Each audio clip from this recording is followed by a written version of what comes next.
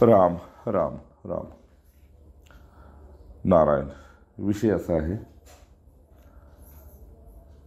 परमार्थिक असो अथवा प्रपंचिक असो, ज्याच्या अंतःकरणामध्ये समाधान स्थिर व्हायला हवं असं ज्याला वाटतं, त्याच्याकडे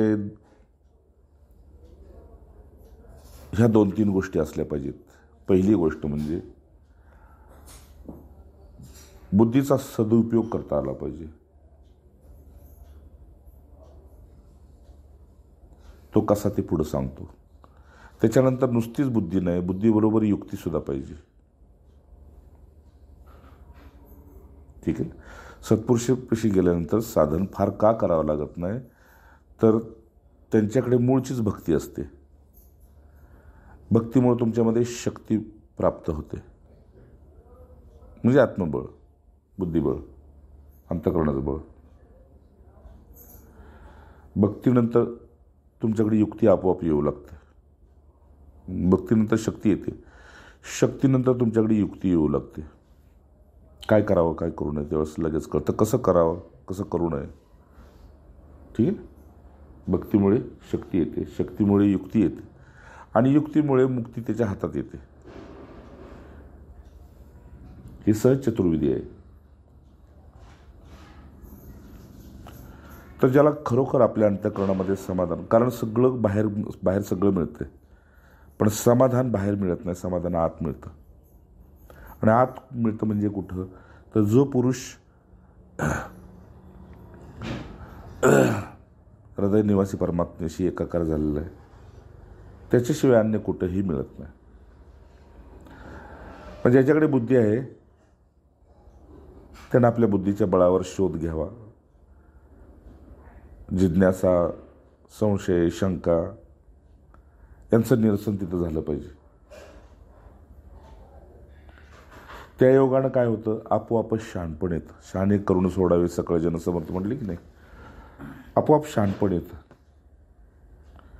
इतरांच्याकडे खूप शहाणपण आहे, पण ते पोट भरण्यापुरतं आहे, साठवण्यापुरतं आहे, भोगण्यापुरतं आहे.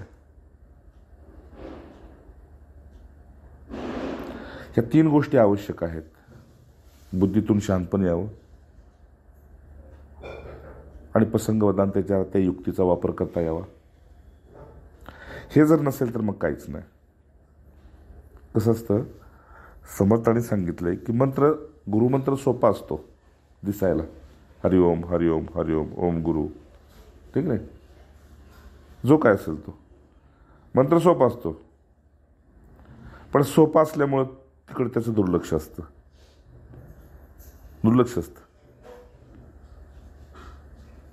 पण ज्याला या मंत्राची महिमा कळली त्याला कळतं की मंत्र प्रचिती देणार आहे. साध्या भाषेत म्हणजे कसं, एखादा वैद्य साधंच औषध देतो, पण औषध साधं, वैद्य साधा दिसला, तरी विश्वास जर बळकट असेल तर गुण आपोआप येतो. म्हणजे दवा आणि दुवा. सत्पुरुषांच्या बोलण्याबद्दल बी तसंच आहे. ते बोलतेच साधे, मंत्र साधा, राहतेच साधे, पण जे बहिरंगी राहतात तिकडं फार गर्दी होते. आता आपण तेच बघतोय.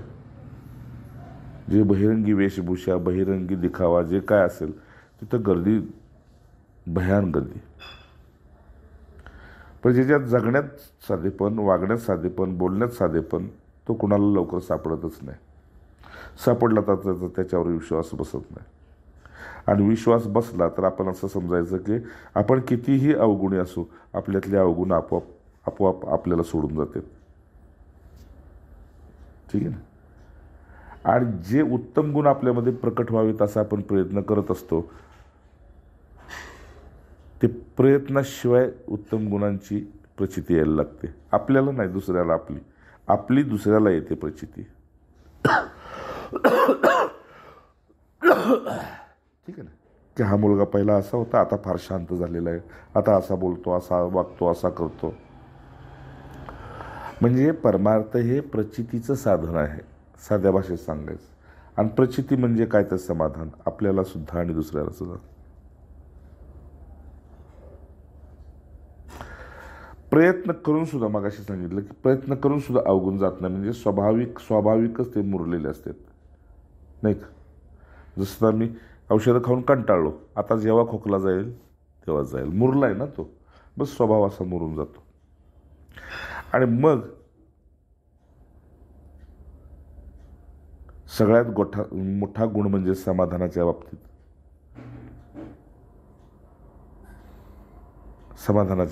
मोठ्यातला मोठा गुण म्हणजे आतमध्ये कमालीची निस्पृहता राहते.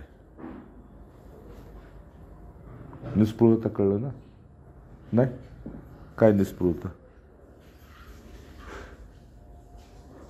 दुसऱ्याकडून अपेक्षा होणं बंद होतं, याला निस्पृहता म्हणायचं.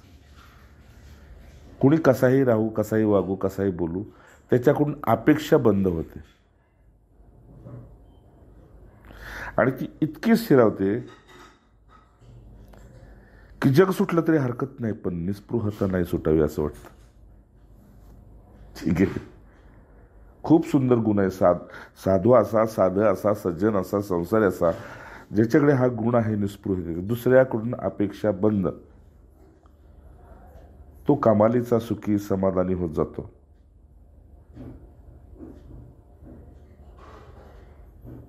आणि सगळं सुटलं तरी चालेल, पण निस्पृहता आतून सुटू नये, अशी एक मनोमन आत धारणाच निर्माण होते. आणि धारणा निर्माण झाली, ती धारणा आवडू लागली की ती पक्व होते. आणि एकदा ती पक्व झाली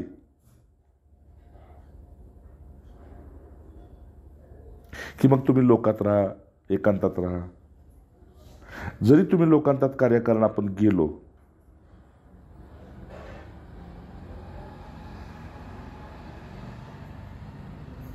मग ती ओळखीची असोत, अनोळखी असोत, फार काळ तिथं तुमचा पाय टिकत नाही. त्यांची आपल्याशी कशीही वागणूक असो, सज्जनतेची, उदारतेची, पण तरीही मन तिथं नाही टिकत. ठीक आहे. आणि वागणूक जर आपल्याला परकेपणाची मिळत असेल तर तो काही विषयच नाही, पण आपुलकीची मिळून सुद्धा तिथं आपलं या संसारांच्यात मन आपलं त्या निस्पृहतेमुळे टिकत नाही. नको, चला बस, छान आहे, धन्यवाद, नमस्कार. परिणाम काय होतो? जो विषय संसारांना आवडतो तो ह्याला आवडणं बंद होतं. ठीक आहे. मग कुठले असेल, धन, मान, कीर्ती, स्त्री, पुरुष, अमुक काय काय असेल ते जे संसारांचे विषय असतात. आणि मग मनाला तो कधी त्या विषयाकडं, विषयाची चव घ्यायसाठी तिकडं मनाला कधी घेऊन जायची इच्छाच होत नाही, कारण निस्पृहता स्थिरावली आहे, अपेक्षा, इच्छा. ठीक आहे ना? त्यांची अवहेलना करत नाहीत, तिरस्कार करत नाहीत, त्यांचा तिटकारा नाही करत, ही त्याचीच समज अशी पक्व झालेली असते. आणि त्यातून सुद्धा कार्यकारण समजा यदा कदाचित त्याचं धारिष्ट खाली आलं किंवा घसरला तो काय, हे त्याच्या लक्षात आलं की तो लगेच तिथून ते स्थान सोडून देतो. झाली चूक ना? कशामुळे चूक झाली? की तिथं जायला नको होतं, जिथं जायला नको होतं तिथं गेलो, चला जागा सोडून बस, संघ सोडू बस. आणि असा संघ सोडतो, भरपूर याच्यावर दाखले महापुरुषांचे, संघ असा सोडतो की पुन्हा तिकडे तोंड दाखवायला बी जात नाही.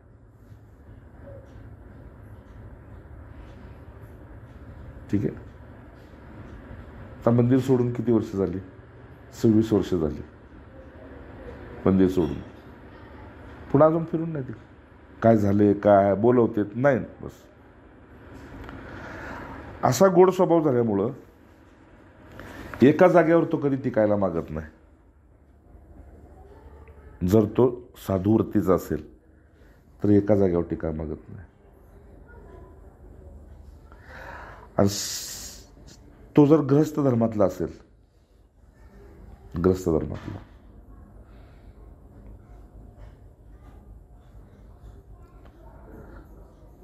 तर ग्रस्त धर्मात राहून तो लोकमताचा होत नाही.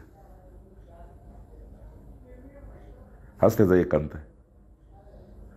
लोकमताचा होत नाही आणि लोकमताला विरोध बी करत बसत नाही. समजते ना महाराज? खूप छान विषय आहे आपला. इतका गोड विषय आहे निस्पृहतेचा. म्हणजे अपेक्षा, बस सगळं दुःख, सगळं सुखदुःखाची कारणं अपेक्षाच आहे. अपेक्षा पूर्ण झाली सुख, अपेक्षा नाही पूर्ण झाली दुःख. ठीक आहे ना? आणि आज तू चाललायस, तुला खूप चांगला विषय मिळाला, आता तुला समाजात जायचं आहे. तिसरी गोष्ट म्हणजे निस्पृहतेमुळं महापुरुषांचं मत असं, तुमचा स्वाभिमान गमावला जात नाही. अगदी साध्या भाषेत म्हणजे मिंदे पण राहत नाही निस्पृहतेमुळे. आता उलट झालं, लोक जगाचं मिंद होते पण साधूचं मिंद होत नाहीत. ठीक आहे ना? मिंदे पण साधूच्या ठिकाणी असलं पाहिजे की नाही, त्या कृतज्ञतेला पार नाही. आणि मग आपल्यातले थोडेफार गुण बघितल्यानंतर समाज आपलंसं करून घ्यायला बघतो आपल्याला. साधकाला, सतशिष्याला, साधूला, संताला, महंताला, काय सिद्धाला आपलंसं करून घ्यायला बघतो. आणि तिथं आपली परीक्षा असते की ते काहीतरी द्यायला जाते तर आपण हावरटपणानं ते घ्यायला जातो. ठीक आहे ना? मला खूप ह्याच्याबद्दल का नाही, अगदी मी अतिशय हा आदराचा विषय आहे माझा.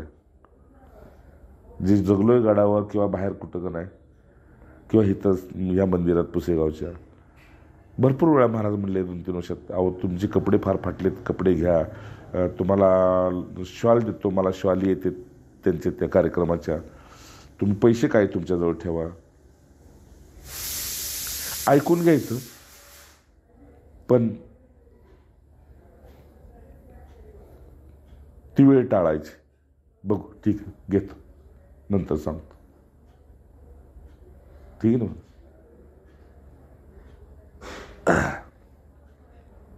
स्वभाव काय होतो? स्वभाव त्यामुळे आपला का नाही, विचारांना आचाराची श्रेष्ठता येते. म्हणजे साध्या भाषेत आपण आहारभ्रष्ट, विचारभ्रष्ट, विचारभ्रष्ट, आचारभ्रष्ट. ठीक आहे ना? ती भ्रष्टता आपल्यातून आपल्याकडे येत नाही. आपल्या दृष्टीतनं आपण निरंकारीच आहे, पण दुसऱ्याच्या दृष्टीतनं आपण आचारश्रेष्ठ दिसतो. त्याचा बी गर्व आपल्याला नाही झाला पाहिजे. एका निस्पृहतेमध्ये इतके बारे बारे गुण येतात. बापू म्हटले की नाही, सद्गुण भरायच्या मागे लागू नका. तुम्ही त्या संघात स्थिरावला की ते सद्गुण तुम्हाला चिकटायला सुरुवात करते. ते सद्गुणच चिकटू लागतात तुम्हाला. आणि मग कुणी कितीही द्यायचा प्रयत्न करते, वरतीच आतून नाकारच येतो. नाही, नको, काय करायचं. अशामुळं काय होतं, महाराज खूप छान आहे. अशामुळं काय होतं म्हणजे आपल्यात उणे पण येत नाही. उणे पण कळलं ना? म्हणजे लोकाला आपल्यातली उणीव दिसत नाही आणि त्या उणीविषयी आपला संबंध राहत नाही, कारण बस अपेक्षा नाही, त्यामुळं उणीव नाही. अपेक्षा आली की तुमच्यात उणीव आली.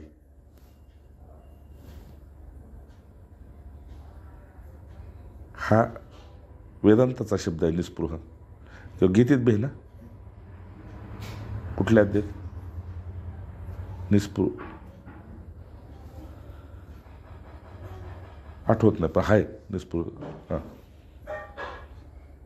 पण हा तैत्रीयमध्ये बी आहे, बृहदारण्य उपनिषद बी आहे आणि कट उपनिषद बी आहे निस्पृहतेचं लक्षण. उदालकांचे चरित्र तिथे बी आहे. असं तर ही अच्छा, मग गरज काय होती? कधी ज्यावेळेस आपल्याला अशा अवस्थेत एखादी गरज वाटली, समजा की अपेक्षा नाही पण गरज आहे, खूप सूक्ष्म विषय आहे. कारण देह धारण करून बसलोय आपण. अपेक्षा नाही पण गरज आहे.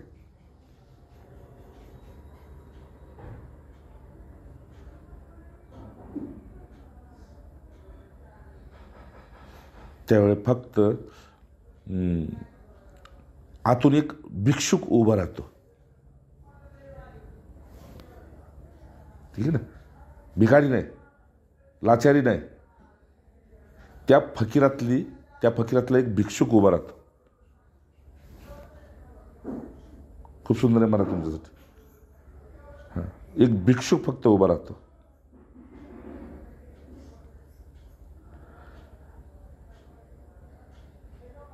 आणि गरज पूर्ण करतो. ती गरज पूर्ण झाली तर ठीक आहे, नाही झाली तर दुराग्रह धरत नाही.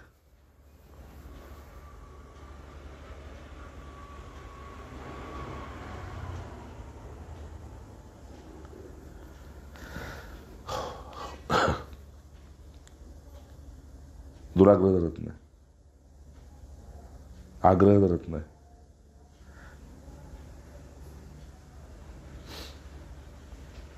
आणि अपेक्षा मृतवत असल्यामुळे अपेक्षा बी धरत नाही.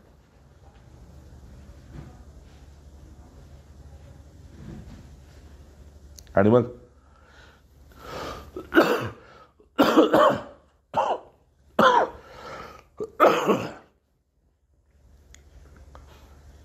मग बुद्धीच्या बळावर आलेलं शहाणपण जे असतं त्यातून अनेक युक्ती प्रकट होते. त्या युक्तीच्या बळावर तो प्रसंग पाहून यथायोग्य वर्तनच करतो. ठीक आहे ना?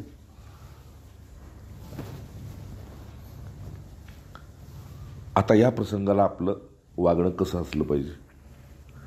तशाच प्रसंगाचं आतूनच त्याच्यातून वर्तन होतं. त्याला काय फार विचार करावा लागत नाही. दुसरी महत्वाची गोष्ट, जिथं गरज वाटली, जिथं त्याच्यातला भिक्षुक उभा राहिला, तिथून त्याला मिळालं ठीक, नाही मिळालं ठीक.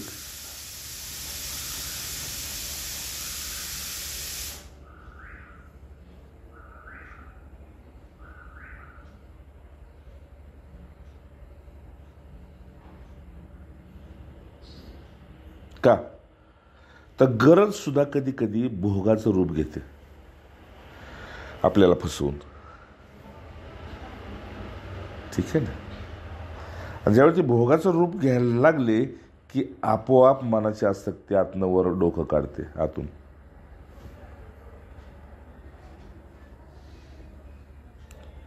आपला विषय काय आहे की खरोखर अखंड समाधान, मागे सांगितलं, समाधीपेक्षा श्रेष्ठ समाधान आहे. कारण समाधीचं चढणं उतरणं आहे, समाधानाचं नाही. आणि समर्थांचं मतच आहे, समाधान तुम्हाला कुठेही मिळणार नाही.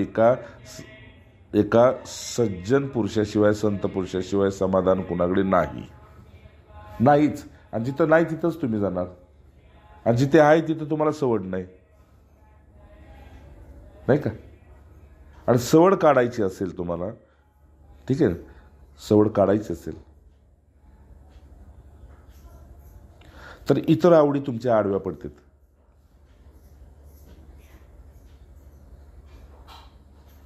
ठीक आहे? मग कशाचीही तुमच्यात आवड असेल पूर्वीची, ती तुम्हाला आडवी पडते. मग काय करावं?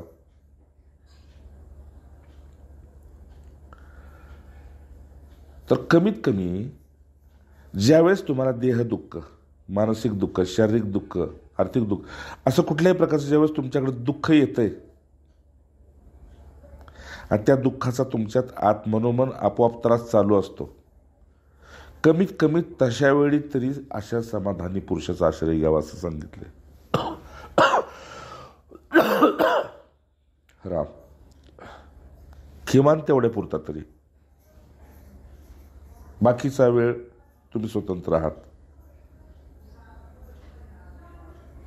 ठीक आहे ना. आणि मग त्यांच्यापाशी गेलं की काही करावं लागत नाही, प्रसंगवधान आपोआप,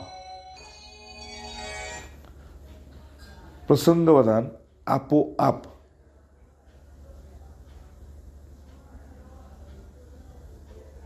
आपल्यातून वर्तन होत असतं.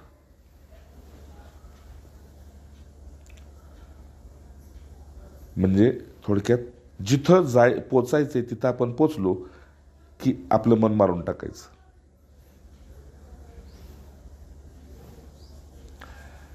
म्हणजे अशा पुरुषांच्या पाशी पोचताना आपण काहीतरी पायात खडाव घालतो का नाही, म्हणजे चप्पल वगैरे, ती जिथं काढतो तिथंच मन काढून टाकायचं. त्याला आत नाही घेऊन यायचं. मग ते मन काय आहे? काय वस्तू आहे का? नाही. आपल्यातला स्वतंत्र विचार म्हणजे मन आहे. ठीक आहे ना. फोन आला. ठीक आहे. त्याला काढून टाकायचं. तर ते काढून ते पायातली चप्पल काढता येईल, नाही का, अंगातला शर्ट काढता येईल, कपडे काढता येतील. मन कसं काढायचं? मन कसं काढायचं? आहे की नाही? कपडे काढता येतील, चप्पल काढता येतील, मन कसं काढायचं? तर मन म्हणजे विचार आहे. तो विचार आपल्या अहंकारातून उठतोय, आपल्या जिज्ञासूपणातून उठतोय, आपल्या संशयातून उठतोय.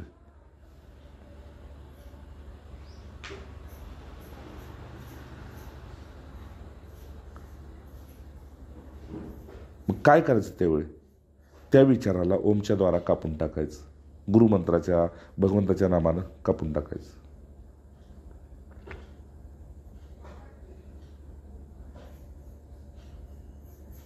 म्हणजे कसं कापायचं? तर तू जिथं आलायस तिथं सर्वच सत्य आहे. ठीक आहे ना. तिथं सर्वच सत्य आहे. हे तुम्ही मान्य केलं की मनाचं काम संपलं. मनाचं काहीच चालत नाही. मान्यता तुमची पाहिजे. तुम्ही कोण आहे मग ते तुम्हाला माहित आहे. तुम्हाला तिथं तुम्ही मान्य करून घेतलं की मनाचं काही एक चालत नाही. म्हटलं मनोनी मनातीत होऊन राहे. मनातीत म्हणजे त्याचं काम सत्व रज तमातच फिरणं आहे.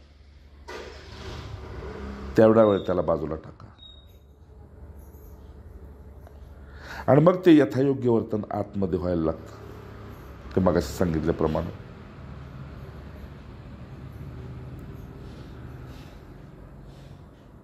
विषय काय? ज्यावेळेस खरोखर देहदुःख, मानसिक दुःख, बौद्धिक, शारीरिक कुठलं होतं त्यावेळेस तरी तिथे पोचा.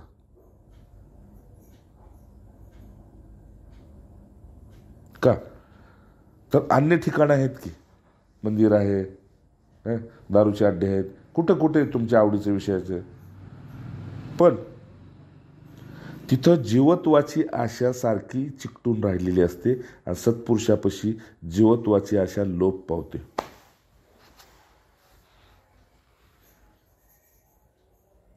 का? समाधान आहे ना. या समाधानात महाराजांच्यापाशी नाही का म्हटलं की अनेक लोक देह ठेवायसाठी जायचे आणि मग व्यवस्थित समाधान असं त्यांच्यात पक्व पूर्ण झालं मग म्हणायचे महिन्या 2 महिन्यानं महाराज येऊ का? ठीक आहे या म्हणायचं. कुठेही कुठल्याही सत्पुरुषापाशी बरं महाराज येऊ का? बरं ठीक. पण तो देह पुन्हा या विश्वात कुठेही जरी फिरला तरी स्मृती तीच राहते. हा ते सत्य आहे, ते सत्य आहे, ते सत्य आहे. आणि त्या सत्याला मी अनुभवून बाहेर पडलोय. ठीक आहे ना. म्हणून मनाचा नाश करणं जितकं सोपं तितकं कठीण का झालं? तर त्याला आपण मोठेपण देऊन बसलो. आपण आपल्याला मोठेपण नाही दिलं. ते आपल्या आश्रयानं आहे, आपण नाही त्याच्या आश्रयानं. एक नजर तिकडं मारली. एक तुम्हाला उदाहरण सांगतो रमण महर्षींचं.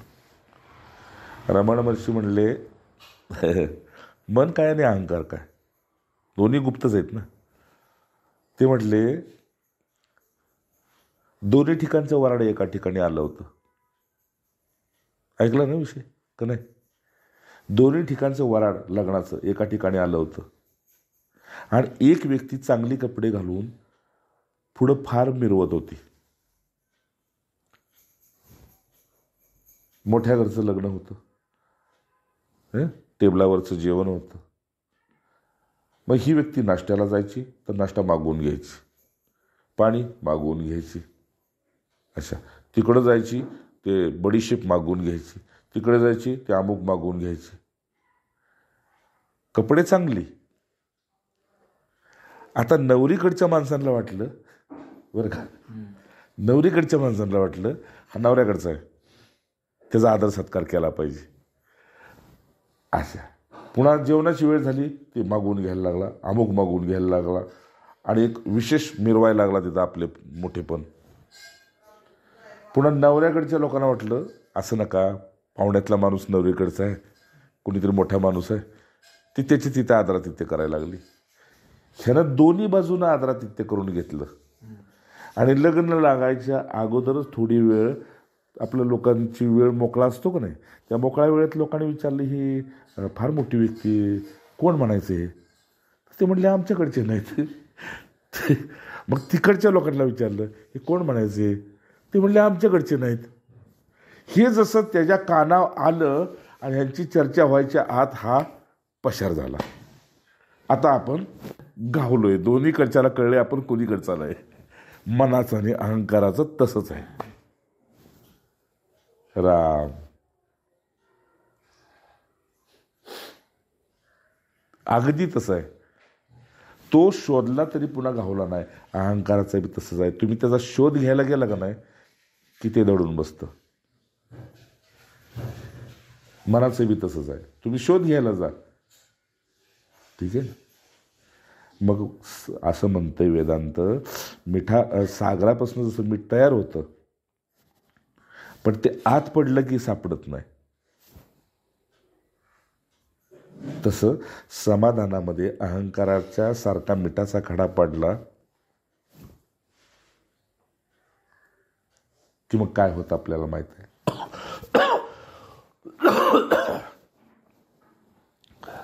राम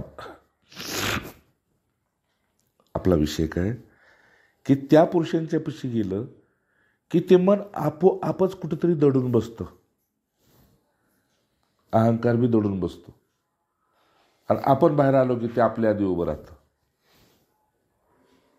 मग काय करायचं? तर तिथून पुढे आपण कुठेही जा जगात, सत्पुरुषापासून बाजूला गेल्यावर कुठेही जा जगात, आत एक विरक्ती गोड वाटायला लागते. लक्षात ठेवा बरं काही, आत एक विरक्ती अशी गोड वाटते आणि मग त्या विरक्तीच्या बळावर धारिष्ट जे आपलं असतं नाही ते कधी खाली येत नाही. धैर्य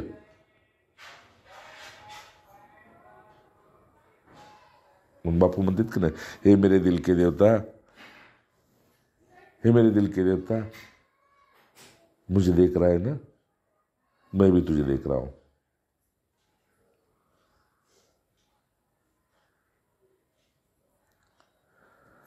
आणि अलीकडं आता साधन असो नाही तर संसार असो, परमार्थ असो, काही असो, लोकांच्याकडे धारिष्ट राहिलेलं नाही. छोट्या छोट्या गोष्टीवर ते क्लेश उत्पन्न होते, तर आम्ही अनुभवतोय.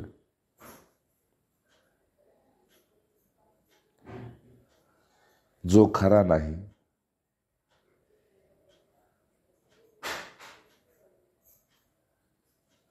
अहंकार मन, त्याला आपणच मोठेपण देऊन बसलो आणि त्यानं आपल्यावरच कुरघोडी केली. मग काय करावं?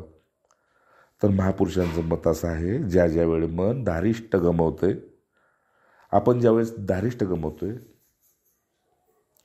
धैर्य गमवतोय, विरक्ती गमवतोय, त्यावेळी एकच करा. ज्या स्थानावर तुम्हाला परिपूर्ण समाधान तुम्ही अनुभवलंय त्या स्थानावर तुम्ही स्वतः जा. मन नाही आणि अहम नाही. तुम्ही स्वतः जा. स्वतः गेल्यानंतर, स्वतः तिथं मनानं गेल्यानंतर, विचारानं गेल्यानंतर, बुद्धीच्या दृष्टीने गेल्यानंतर किंवा स्व अनुभव तिथं प्रकट केल्यानंतर खऱ्या खोट्यासाठी जो दिवा लागतो का ना विवेकाचा, तो पेटतो.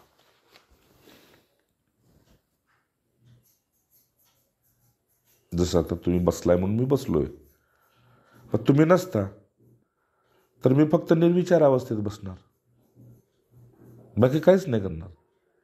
कारण सगळं करून पुन्हा त्याच्यात यायचे निर्विचार अवस्थेत. त्या अवस्थेत झोप नसते, प्रमाद नसतो, आळस नसतो, इच्छा नसते, स्पृहा अपेक्षा काही नसतं. असतो ते फक्त आपण, बस. तुला रात्री विषय सांगितला याला, भूत आणि भविष्य मुळात नाहीच. मुळातच नाही भूत भविष्य. आहे ते फक्त वर्तमान आहे.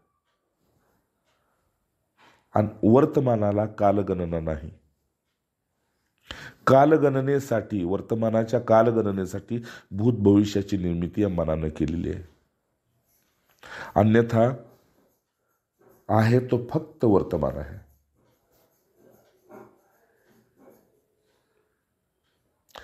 जगण्यातला, भोगण्यातला, येण्या जाण्यातला, झोपेतला आहे तो फक्त वर्तमान आहे. मग ज्यानं वर्तमान सांभाळला त्यानं समाधान सांभाळलं. तू आत्ता या घडीला प्रसन्न राहा, उद्याचं उद्या बघू.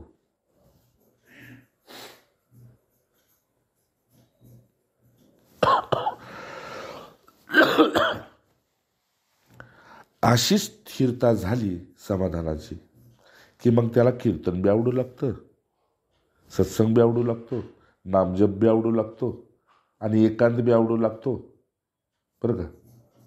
आणि हे बाजूला स्वरण, समाधी बी प्रिय होऊ लागते.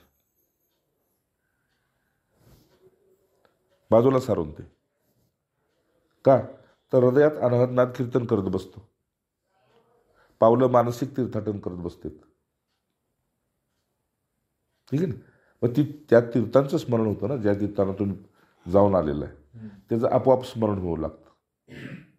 त्या तीर्थांची हाक ऐकू येऊ लागते. ठीक आहे ना. आणि मग कुठेही न जाता आतल्या अंतर्यामी परमात्म्याचं स्मरण आतमध्ये ध्यानात रूपांतरित होतं. फक्त रूपांतरित होतं. मजा अशी,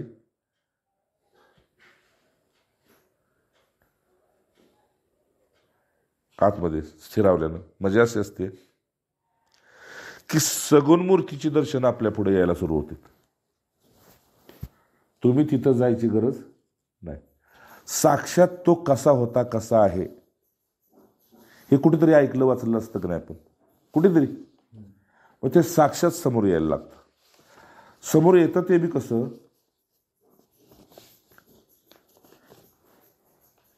की त्याला तुमच्याकडून बाह्य पूजेची अपेक्षा नाही आणि तुम्हाला बाह्य संसाराची अपेक्षा नाही. लक्षात आलं का. तुम्हाला त्या भगवंताकडून काही नको आहे आणि त्या भगवंताला तुमच्याकडून काही नको आहे. असा एक दोघांचा समन्वय होतो.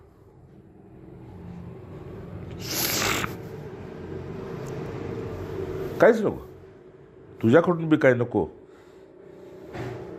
आणि तुला त्याच्याकडून काही नको.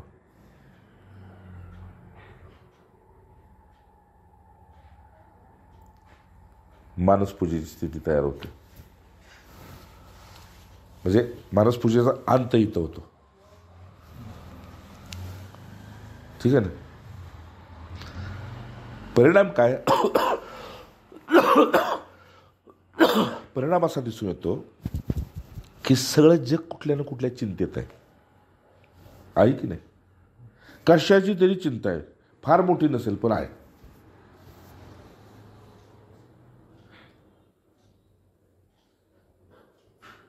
आणि हा मात्र निश्चिंत आहे.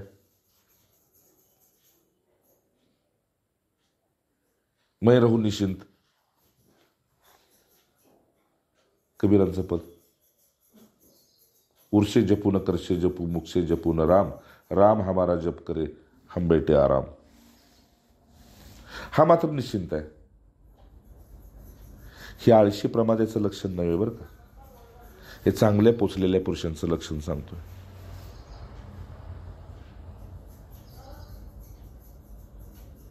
म्हणजे जे स्थितीत स्थिर आहेत, मग ते पुन्हा कर्मात जरी असले का नाही कुठल्या एखाद्या कामात, तरी ते तसेच आतून स्थित आहेत. आणि मग स्थितप्रज्ञाचे गीतेने सांगितलं का नाही स्थितप्रज्ञेची काय लक्षणं आहेत. मग स्थितप्रज्ञेच्या लक्षणासाठीच पहिलं लक्षण काय असेल तर अपेक्षा नाही, म्हणजे निस्पृहता. मग ज्याला अपेक्षा नाही तो कुणाला नको आहे ते सांग. देवाला बी पाहिजे माणसालाही पाहिजे. बापू म्हटले की नाही, लाख लबाड्या करतो कोण, दुकानाचा मालक, पण त्याला नोकर इमानदार लागतो. ठीक आहे ना. हा, तो लबाड्या करतो पण त्याच्यात असलेला नोकर मात्र इमानदार लागतो. अशी आंतरिक स्थिती झाल्यामुळं ज्याच्याकडे चिंता नाही त्याच्याकडे खेद नाही. खेद समजलं महाराज, खेद काय प्रतिशब्द खेद आला.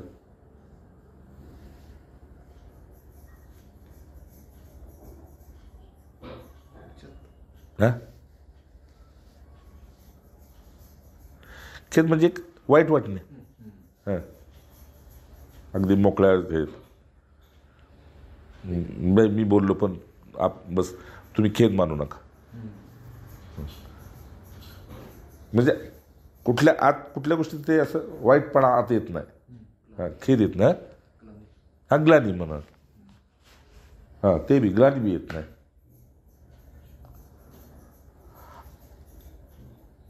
असं जीवन देव दुर्लभ मिळतंय आता. का,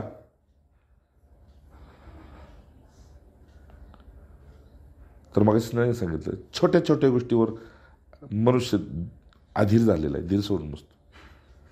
आता बी आपण बातम्या रोज बघतोय, राजकारण तेच आहे सगळं नाही का. अरे रात्री तरी एवढी खालची भाषा वापरत होते रामकृष्ण हरी, म्हणजे मान तर सोड पण अपमानाचं बी त्यांना काय वाटे ना. ते हसतेत. आश्चर्य सांगायचं, समाधानाची यांच्याकडे तशी स्थिती नसल्यामुळं समाज लापाट झालेला आहे. म्हणजे चालायचं, जाऊ दे तेवढं काय, त्यात काय.